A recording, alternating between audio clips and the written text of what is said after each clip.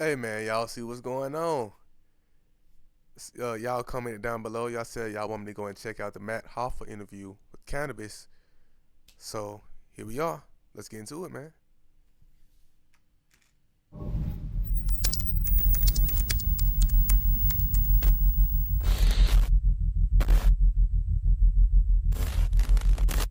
Did you have a relationship with Dr. Dre? Never met Dre. Seen him coming outside of the Mondrian one time. Right. Never met him. Never met him. And this was when he got, you know what I'm saying, real buff, and so I wouldn't even have walked up to him when he was coming out the Mondrian. He was hopping in his little, I wouldn't even know Okay, so let me just make sure this tracks. Eminem calls you out.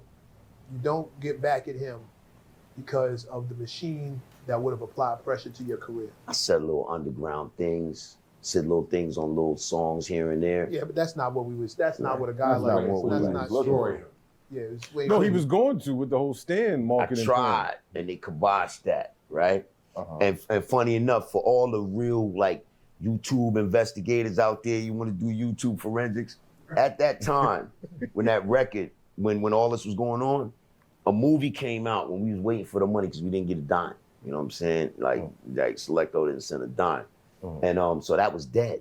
I was in London. I had to do shows to get everything back up to at least be able to, you know what I mean, like keep my flat out there.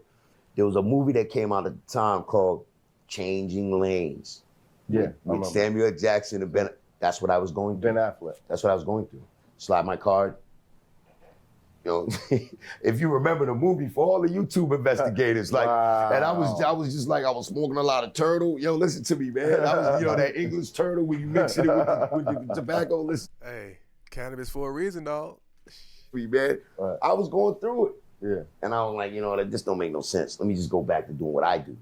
Basically, I looked at it as a situation where, you know, that stallion's left the barn. You know, that thoroughbred's gone, right? There's no way. And also, too, I'm gonna eat this, man. When I met him for the first time, it was at my video shoot for I Honor You, right? Clef told me he was coming. I had heard of him, you know, I heard a lot about him. Knew he rocked with the Outsiders and stuff. I knew he got busy. I had no problem with meeting him. At that time, there was a newborn on the set. The label was spanking us 2 weeks before that to say, this newborn, there's a newborn in the video for I Honor You. So when that newborn gets here, we're charging with $800 over SAG every minute for the baby being there. So they spanked everybody prior to all that. When Eminem came out you know what I'm saying, out the bench truck, the ladder wagon, he was with Jimmy Iovine and what have you. When he came out the ladder wagon, newborn on set, y'all know what to do. So I was already under that pressure. I remember that part. When that happened, I was like, wow, like this can kind of wait. But and M pushed up to like, yo, Canibus, I just want to work with you. I want to do something with you. I was told right before he got there, man, like not even 5 minutes before he got there, that he ghost wrote Ripper Strikes Back and all that. Back then, man, I was so, you know. Damn, I remember hearing about this in that breakdown video I did. That's crazy. 5 minutes before? Ooh. I didn't know what was going on for real. I had to rely off of what I was being told, especially if it came from a source that I trusted or what. That's how everything gets started, dog. He said, she said. Was reliable. Well, and so, at the end of the day, were they reliable sources? No, because he didn't write it. And I was told that. And so my conversation with him was like, well, yo, why did you write that? And what did he say?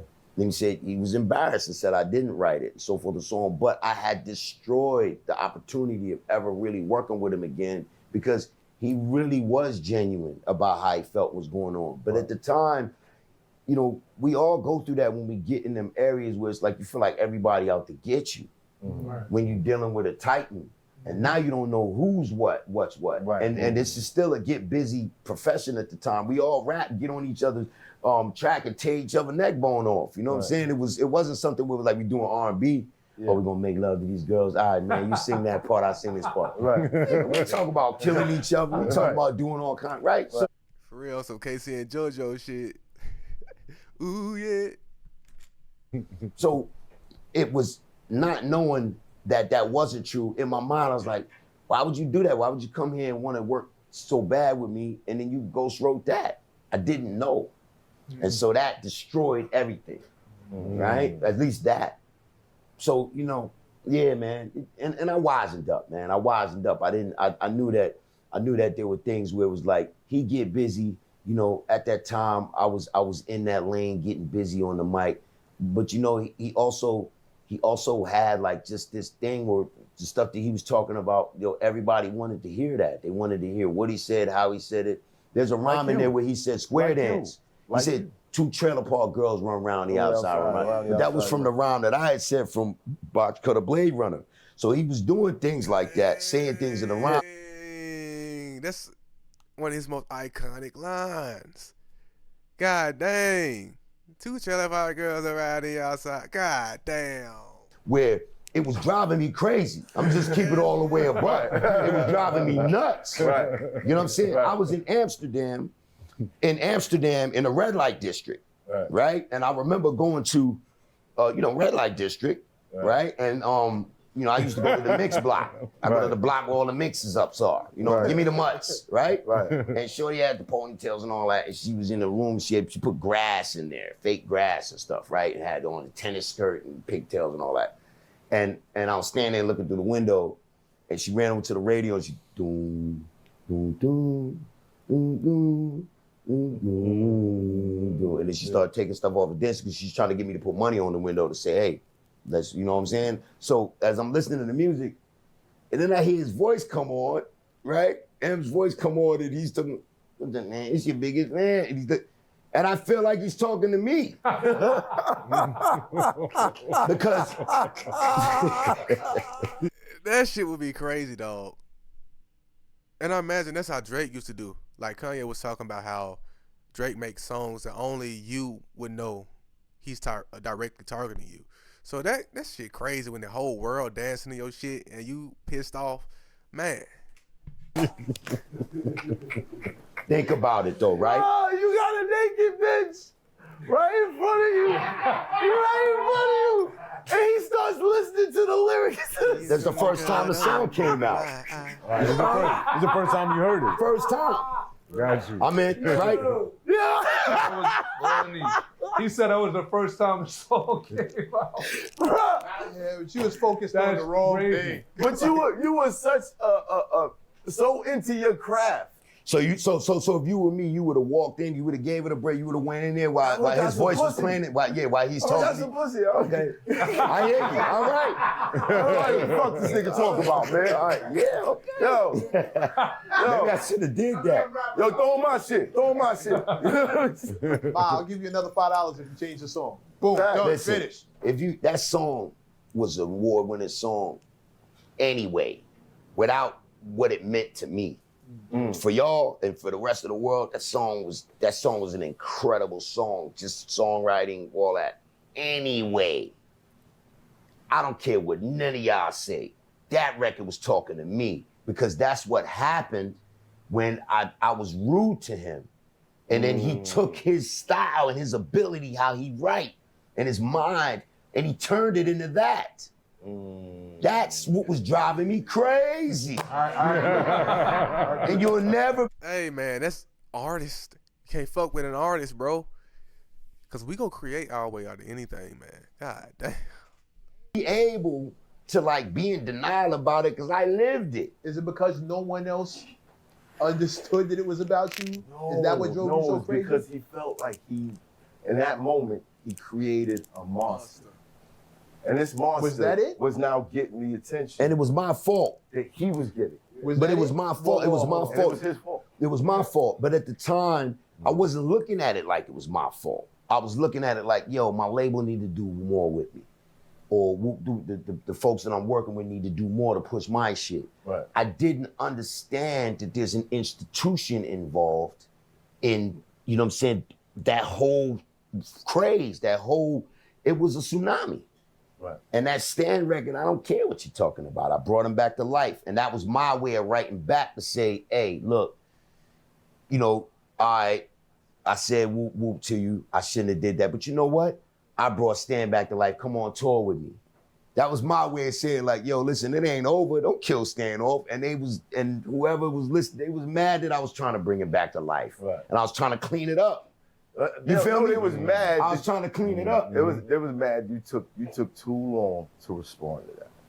There was a lot going on underneath all that. I feel you, because I knew what was going on the block. Right. I knew. But at the same time, I wasn't thinking about what was going on the block, because I always knew that I had those rhymes. I was stuck because I couldn't make a radio record to contend with that. And that's where the A&R's discussion It drove me comes crazy. You Yeah. ever That's crazy, because that's facts, dog. Because you can have the lyrical ability, but at the exact same time, if somebody got a hit, like they playing that shit in cars when you driving by, that's different, man. Facts. You ever- Fendi facts. Wait, hold on. I was young, though. You ever seen yeah. M after that? You ever spoke to M after that? Never, All of that? man, never. It was that's what he. Yo, listen, a lot of artists won't say it. I'll say it. He's watching right now. He He's didn't gonna be mean it. watching. He didn't mean it. There was a lot going on. He didn't mean it. Just let you know. Hey, thank you. Right. Thank you, because a lot of people throw gas on it. Yeah. And the truth about it is that, you know, I tried to clean it up in different ways, but it almost seemed like the public liked me better as an angry artist, or like me saying angry things. They didn't want to hear me when I did the song, you know, AIDS is gold, HIV is platinum. Went for the Levi's soundtrack with the lighting of the tree downtown. They didn't want to hear me talk about those things. Right. They didn't want to hear Channel Zero, like on a big level.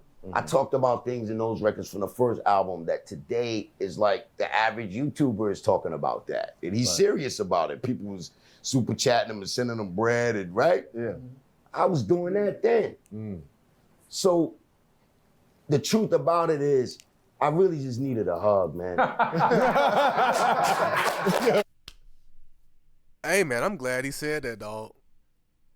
Hey, man, that's a real man, dog. Clap it up. Especially on this hip-hop platform, most dudes can't even admit that. So that's a man. We'll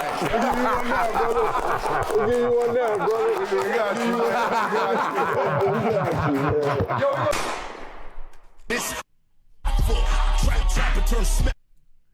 Hey, man, shout out to y'all for commenting and suggesting this. Hey, comment down below what y'all want to see next. Y'all know what's up. See you in the next video.